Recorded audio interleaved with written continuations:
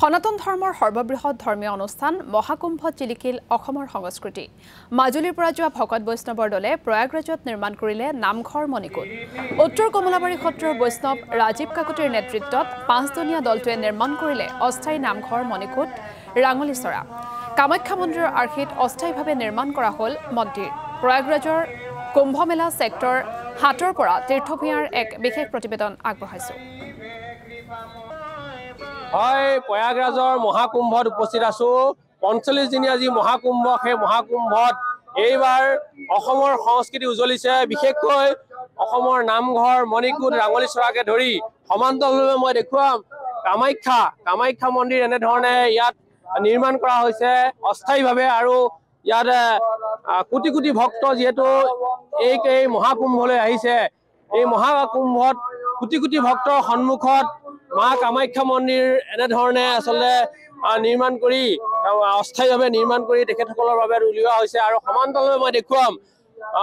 শংকৰদেৱ গুৰুজনাৰ সংস্কৃতি ধৰ্ম সাহিত্য সংস্কৃতি আসলে একাকাৰ হৈছে আৰু সমান্তৰালভাৱে প্ৰজ্ঞা ফাউণ্ডেশ্যনে ইয়াত যেহেতু প্ৰদৰ্শনী আৰম্ভ কৰিছে উত্তৰ কমলাবাৰী সত্ৰৰ ৫জনকৈ বৈষ্ণৱে ৰাজীৱ কাকতিৰ যেহেতু নেতৃত্বত ৫জনকৈ বৈষ্ণৱে নামঘৰ ৰাঙলীচৰা আৰু মণিকূট নিৰ্মাণ কৰি উলিয়াইছে ইয়াত যেহেতু গুৰু আসন প্ৰতিষ্ঠা হৈছে ৭ দিনীয়া ভাগৱত অনুষ্ঠান হৈছে আৰু মই দেখুৱাইছো এয়া শংকৰদেৱৰ যেহেতু এভাগী মূৰ্তি ইয়াত স্থাপন কৰা হৈছে আৰু সমান্তৰালভাৱে ৫জনকৈ বৈষ্ণৱ মাজুলীৰ উত্তৰ কমলাবাৰী সত্ৰৰ ৫জনকৈ বৈষ্ণৱে এই যি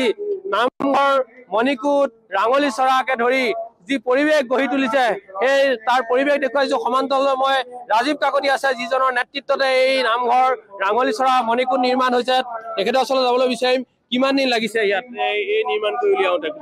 16 দিন লাগিছে আমাক 16 দিন লাগিছে কি নিৰ্মাণ কৰিলে আপোনালোকে আমি নিৰ্মাণ কৰিলো ৰাঙলীচৰা মণিকূট আৰু নামঘৰ গাভাগ তাৰপৰা গদ্য আৰু হনুমান নিৰ্মাণ কৰিলো হনুমান হয় হয় 16 দিনত হৈ গৈছে 16 দিনত হৈ গৈছে দিনে ৰাতি 5জনে কৰিছে 5জনে কৰিছে দিনে ৰাতিয়ে কৰিছো আপোনালোকে কাৰ নেতৃত্বত এনে এই কাৰ্যসূচী হেৰি আমাৰ পবিত্ৰ উত্তমনাৰায়ণ সত্ৰ সত্ৰাধিকাৰ জনদেৱ গোস্বামী নেতৃত্বত আহিছো আৰু ইয়াৰে গোটেই চোৱা চিতাটো গোটেই দায়িত্বভাৰ লৈ আছে স্বামীজী কেশৱ দাসৰ নেতৃত্বত হৈ আছে গোটেই হয় আৰু এই যি ইয়াতে নামঘৰ মণিকূট প্ৰথমবাৰৰ বাবে নিৰ্মাণ কৰিলে কেনেকুৱা অনুভৱ প্ৰথম আমাৰ আহি পোৱা ঠাণ্ডাই একদম বহুত আমাক গপনি উঠে ঠাণ্ডা নেওচি আমি বহুত কাম কৰি আছো আৰু লগতে কাম কৰা বহুত তেতিয়া ভাগৰ লাগিছে যেতিয়া নামঘৰ নিৰ্মাণ হৈ যোৱাৰ পিছত আমাৰ ভাগৰ চাগৰ নাইকিয়া বহুত ভাল লাগিছে হয় নিশ্চয়কৈ আৰু এজন আছে শিল্পী লক্ষীৰাম বৰুৱা যিহেতু এই যি নামঘৰ মণিকূট নিৰ্মাণ কৰাত ব্যস্ত আছিলে কি ক'ব আমি ৫জনীয়া দল উত্তৰ কমলাবাৰী সত্ৰৰ পৰা বৰ্তমান আহি পেলাই আমি 16 দিনৰ ভিতৰত আমি নামঘৰ মণিকূট সম্পূৰ্ণ কৰি পেলাই তুলিছো আমি আনন্দিত অসমো বিশেষকৈ আমাৰ অসম গৌৰৱান্বিত প্ৰথমবাৰৰ বাবে প্ৰয়াগৰাজত নামঘৰ প্ৰতিষ্ঠা হৈছে সত্ৰীয়া সংস্কৃতি উত্তৰ কমলাবাৰী সত্ৰৰ পৰা 30জনীয়া দল আহি পেলাই বৰ্তমান সত্ৰীয়া সংস্কৃতি এতিয়া বৰ্তমান ভাগৱত পাঠ চলি আছে সত্ৰীয়া সংস্কৃতি প্ৰতিষ্ঠা হ'ব ইয়াত হয় কেনেকুৱা লাগিছে ইয়াত নামঘৰৰ কাম কৰি যথেষ্টখিনি ভালেই লাগিছে যথেষ্টখিনি উৎসাহে দিন ৰাত লাগি আমি কাম কৰিছো মানুহৰ চকুত ভাল হওক বুলি কাম কৰিছো যাতে অসমৰ গৌৰৱ হওক অসমৰ নিশ্চয়কৈ মই দেখুৱাম এয়া হৈছে প্ৰজ্ঞা ফাউণ্ডেশ্যনৰ যিহেতু তেওঁলোকৰ যি প্ৰদৰ্শন কৰা ইয়াতে ব্যৱস্থা কৰিছে ইয়াৰ সংগ্ৰহালয় ইয়াত সাহিত্য সংস্কৃতি ধৰ্ম অসমৰ বিভিন্ন সাহিত্য সংস্কৃতি ধৰ্ম ইয়াতে প্ৰদৰ্শিত কৰিছে সমান্তৰালভাৱে ক'ব লাগিব কীৰ্তনঘৰ আৰু সত্ৰীয়া সংস্কৃতিৰ কিছু স্থিৰ চিত্ৰ এনেধৰণে প্ৰদৰ্শিত হৈছে ইয়াৰ ৰাঙলীচৰাৰ সন্মুখভাগ আমি ইতিমধ্যে দেখুৱালো